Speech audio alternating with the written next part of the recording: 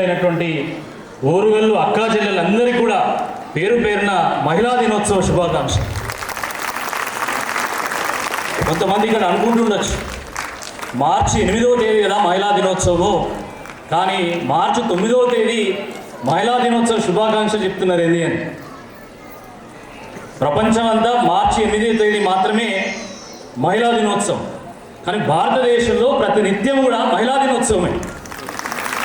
ఎందుకంటే భారతీయ సంస్కృతిలో సాంప్రదాయంలో మహిళలకు అగ్రస్థానం ఇవ్వడం జరిగింది. దేవతామూర్తుల యొక్క పేర్లు మనం వింటుంటే పార్వతీ పరమేశ్వర్, లక్ష్మీ నారాయణులు, సీతారాములు అని మనం పిలుస్తూ ఉంటాం. అంతేగాని రాముడు సీత అని, పరమేశ్వరుడు పార్వతి అని, శంకరు గౌరీలని ఇలా మనం పిలువం. అంటే స్త్రీకి మనం ప్రథమ స్థానం ఇవ్వడం జరిగింది మన సంస్కృతిలో. మనం ప్రతినిత్యం ప్రతి పాఠశాలలో మాతృదేవోభవ అని మనం తల్లిని కీర్తిస్తూ ఉంటాం, తల్లిని దైవంతో సమానంగా చూస్తూ ఉంటాం. అందుకనే ఎక్కడైతే మహిళలు గౌరవించబడతారో అక్కడ దేవతలు సంచరిస్తూ ఉంటారని చెప్పి మనకు శాస్త్రాలు చెప్తా ఉంటాయి. కార్యేషు దాసి, కరణేషు మంత్రి, భోజేషు మాత, శయనేషు రంభ, రూపేషు లక్ష్మి, క్షమేషు ధరిత్రి. అంటే సేవలో ఆ మహిళామూర్తి, ప్రేమలో ఆ మహిళామూర్తి, సలహాలో ఆ మహిళామూర్తి, ప్రేమలో ఆ మహిళామూర్తి, క్షమించే గుణంలో ఆ మహిళామూర్తి. వీటికి ప్రపంచంలో ఎవరు సాటి లేరు, ఏ పురుషుడు కూడా వీళ్ళకి సాటి లేరు అని చెప్పి మనము ఎన్నో ఏళ్ళుగా తరతరాలుగా మనం చెప్పుకుంటూ వస్తూ ఉన్నాం. ఇది వాస్తవము. ఒక తల్లి పిల్లలకు ఆస్తులు ఇవ్వలేకపోవచ్చు, కానీ ఆ తల్లి పిల్లలనే ఆస్తులుగా మార్చగలదు. ఇది చరిత్రలో మనం చూసినాం. ఒక యశోద శ్రీకృష్ణుని తయారు చేసింది, ఒక కౌసల్య రాముని తయారు చేసింది, ఒక జిజియాబాయి ఛత్రపతి శివాజీ మహారాజుని తయారు చేసింది. తల్లి ఒడే మొదటి బడి అని చెప్తూ ఉంటారు. అందుకే తల్లి విద్యకు వినయం జోడించగలుగుతుంది, చదువుకు సంస్కారం జోడించగలుగుతుంది. అది కేవలం తల్లితో మాత్రమే సాధ్యమది. అందుకనే ఆ తల్లిని గౌరవించినటువంటి ఏ కుటుంబం బాగుపడదు,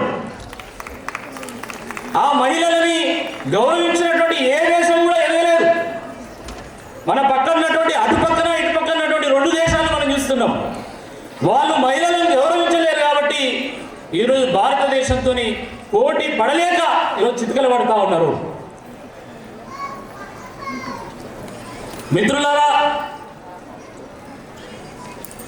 మహిళలు కేవలం వంటశాలకే పరిమితం అన్నటువంటి స్థాయి నుండి కేవలం వంటశాలకే కాదు, ఈరోజు పురుషుల వల్లే నాగలు బట్టి దున్నగలుగుతాం, చేల్లో నీరు పారించగలుగుతాం, వ్యవసాయం చేయగలుగుతాము, మార్కెట్ యార్డుకు పోయి పంటను అమ్మగలుగుతాము.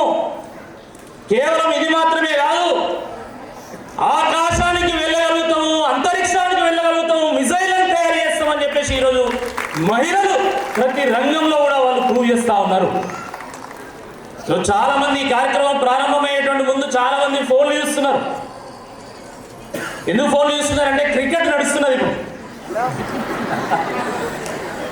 మీతో వచ్చినటువంటి పిల్లలు కొంతమంది బయట ఉండి వాళ్ళు ఫోన్లు చూస్తున్నారు. కానీ క్రికెట్ అంటే ఒకప్పుడు కేవలం పురుషులు మాత్రమే ఆడేటువంటి గేమ్ అది. కానీ ఈరోజు పురుషులతో సమానంగా మహిళలు కూడా క్రికెట్ ఆడుతున్నారు. మిథాలీ రాజ్ 200 మ్యాచ్లు ఆడినటువంటి ఒక మహిళ ధీర వనిత, లేడీ టెండూల్కర్గా ఈరోజు కీర్తించబడుతున్నారు. వచందర్ పాల్ ఏ రకమైనటువంటి ఘనత వహించిన మౌంట్ ఎవరెస్ట్ అగ్ని-5 మిసైల్ కూడా ఒక మహిళనే లీడ్ చేయడం జరిగింది. రైళ్లు నడుపుతున్నారు, విమానాలు నడుపుతున్నారు, రాకెట్లు నడుపుతున్నారు, శాటిలైట్లు కూడా పంపిస్తున్నారు. కేవలం అదే కాదు, ఈరోజు ఇంత గొప్ప చరిత్ర కలిగినటువంటి నాగరికత కలిగినటువంటి ఈ భారతదేశానికి ప్రథమ పౌరురాలు కూడా ద్రౌపది ముర్ము ఒక మహిళనే, ఒక ఆదివాసీ మహిళ, ఒక సాధారణ కుటుంబం నుంచి వచ్చినటువంటి ఒక మహిళ ఈరోజు ఈ భారతదేశానికి ప్రథమ పౌరురాలుగా ఉంది.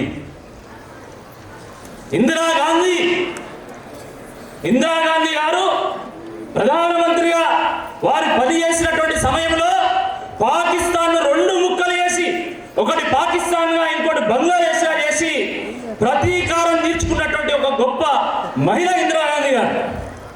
అలాంటి ఇందిరాగాంధీ గారిని చూసి వాజ్పేయి గారు ఒక కాళిక మాత ఇందిరాగాంధీ గారు దేశం యొక్క కీర్తి ప్రతిష్ట నిలబెట్టిందని చెప్పేసి వాజ్పేయి గారు ఒక ప్రతిపక్ష నాయకుడిగా చెప్పడం జరిగింది. ఆ రకంగా మీరా కుమారి గారు, ఈరోజు దేశానికి ఫైనాన్స్ మినిస్టర్గా ఉన్నటువంటి నిర్మలా సీతారామన్ గారు, అలా అనేక మంది మహిళలు ఈరోజు దేశానికి ప్రపంచానికి ఆదర్శంగా నిలుస్తున్నారు. ఇది వాస్తవం. మన దేశాన్ని కూడా మనం తల్లిగా పూజిస్తాం.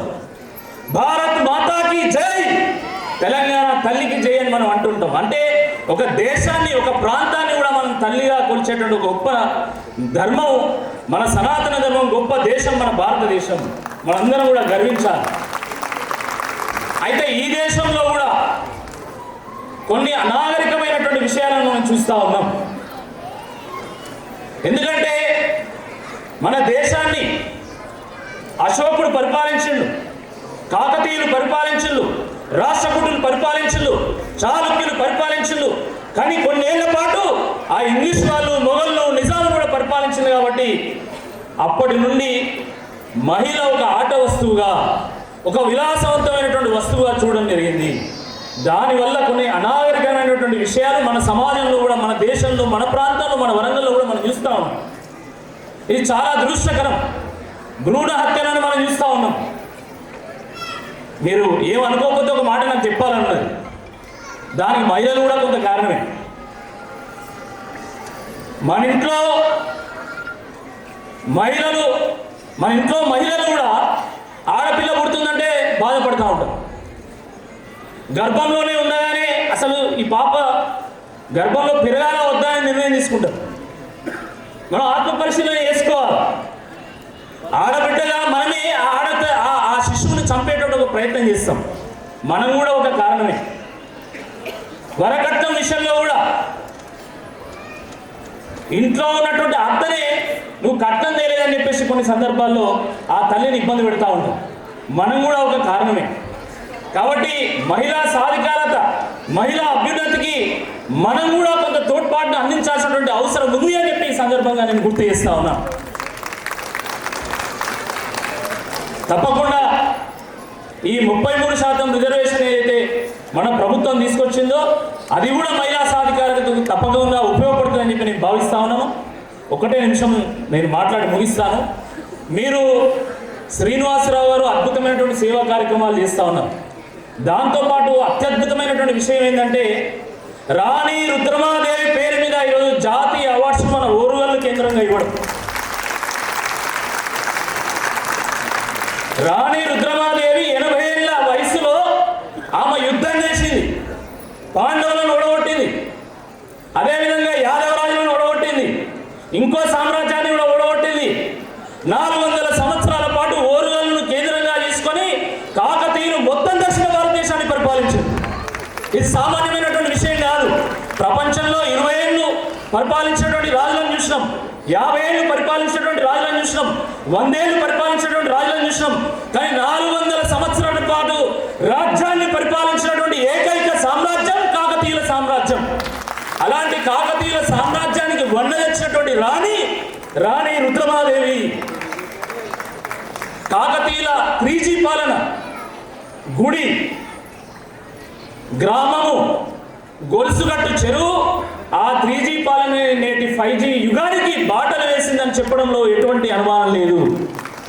అమ్మ నవమాసాలు కన్న తర్వాత సంవత్సరం పాటు పాలు ఇచ్చి పిల్లలు పెంచుతుంది. కానీ కాకతీయులు ఆ రుద్రమాదేవి కట్టినటువంటి చెరువులు నేటికి మనకు అన్నం పెడుతున్నది మన తెలంగాణకు, మన ఆంధ్రప్రదేశ్. అలాంటి గొప్ప రాణి రుద్రమాదేవి పేరు మీద మా ఓరుగల్లు ధీరవనితలకు అవార్డు ఇవ్వాలని మీరు నిజంగా ఆలోచించడమే చాలా గొప్ప విషయం అని చెప్పి ఈ సందర్భంగా నేను చెప్తూ, Rani Rudrama is a symbol of pride, not just for Warangal but also for Telangana. అందుకనే ఈరోజు విమానాశ్రయం వస్తుందనగానే అందరూ ఏమంటున్నారు, మా రాణి రుద్రమాదేవి పేరు పెట్టాలి ఎట్టి పరిస్థితుల్లో అని చెప్పి స్వతంత్రంగా అందరూ అంటున్నారు. ఎవరు రాజకీయ పార్టీ నాయకులు ఎవరు చెప్పట్లేదు. మా రాణి రుద్రమాదేవి పేరు పెట్టరా అని చెప్పి ఈరోజు ఓరుగల్లులో ఉన్నటువంటి ప్రతి పౌరుడు ఈరోజు గర్జించి ఈరోజు కోరుతా ఉన్నారు ప్రభుత్వాన్ని. అంతటి గొప్ప కాకతీయుల యొక్క కీర్తికి కిరీటమైనటువంటి రాణి రుద్రమాదేవి పేరు మీద మీరు అవార్డు పెట్టడము, అవార్డును ఈ కాళోజీ కళాక్షేత్రం, ఇది నిజంగా ఈ కాళోజీ కళాక్షేత్రం మన తెలంగాణకే ఒక మణిహారం. ఇది ఎంత గొప్ప, మన రవీంద్ర భారతి పనిచేది దీని కింద. అలాంటి కాళోజీ కళాక్షేత్రంలో ఇది నింపడం అంటే సామాన్యమైనటువంటి విషయం కాదు. ఆ రమాదేవి గారు, ఈ వేదిక మీద ఉన్నటువంటి ఈ పెద్దలందరూ పాపం వారం 10 రోజుల నుండి ఎంతో శ్రమించి ఇదంతా కూడా నింపిళ్ళు ఎంత కలకలలాడుతుందంటే ఇది ఓరుగల్లుకే ఒక కళ తీసుకొచ్చింది మీ కార్యక్రమం, ఇది వాస్తవం. కాబట్టి అలాంటి గొప్ప కార్యక్రమాన్ని మన ఓరుగల్లు వేదికగా నిర్వహించినటువంటి మీ అందరూ కూడా పేరున అభినందనలు. ఈ కార్యక్రమంలో పాల్గొంటూ ఈ అవార్డ్స్ పొందేటువంటి వారికి కూడా అభినందనలు. ఈ కార్యక్రమంలో క్రికెట్ మ్యాచ్ కూడా వదిలేసుకొని మీరందరూ పాల్గొన్నందుకు మీ అందరికీ కూడా ధన్యవాదాలు. Thank you so much sir. నిజంగా ఎంతో స్ఫూర్తిదాయకమైనటువంటి ప్రసంగాన్ని ఇచ్చి మహిళలందరిలో కూడా ఉత్సాహాన్ని నింపినందుకు రాకేష్ రెడ్డి గారికి ధన్యవాదాలు తెలియజేస్తూ తదుపరి